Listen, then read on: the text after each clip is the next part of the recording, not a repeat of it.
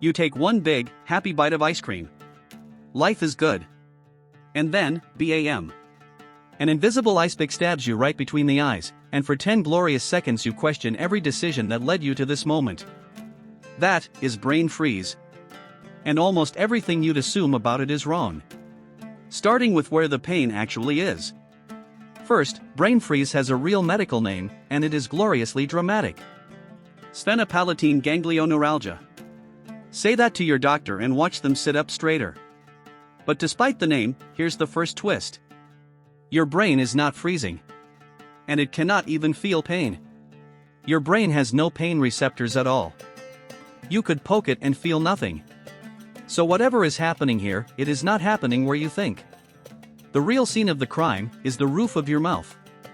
When something freezing cold hits your palate too fast, that giant gulp of slushy, that overenthusiastic bite of ice cream, it shocks a major bundle of nerves and blood vessels sitting just behind it.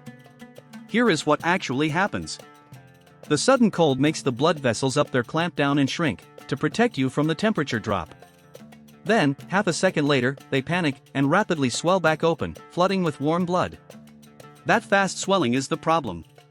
It gets picked up by the trigeminal nerve, the body's main facial pain line, and the very same nerve behind migraines. And now, the famous twist. The trigeminal nerve carries pain signals from your mouth, and from your forehead, all down the same cable. So when the alarm screams up from your palate, your brain can't quite tell where it came from. So it just blames your forehead. The pain is in your mouth. You feel it in your head. Scientists call this referred pain, and brain freeze is the perfect example of it. So why would your body do something this annoying? The leading theory is actually kind of sweet. Your brain really does not want to get cold. That sudden rush of warm blood might be an emergency heater, your body forcing warmth up toward your head the instant it senses a cold threat nearby. The icepick between your eyes might just be your brain being wildly overprotective. And not everyone gets them. Only about a third of people do. Here's an interesting clue, though. If you suffer from migraines, you are more likely to get brain freeze, and to get it harder. Same oversensitive nerve, same overreaction. Your trigeminal nerve is just a bit more of a drama queen than everybody else's. But here is the part you actually clicked for. Because brain freeze is simply your palate getting cold too fast, the cure is wonderfully simple. Warm the roof of your mouth back up, immediately. And you don't need anything except your own body. Fix number 1, and it's the best one. Jam your tongue flat against the roof of your mouth, and press. Your tongue is warm, the palate reheats, and the whole thing fizzles out in seconds. Fix number 2. Drink something warm, or even just room temperature water.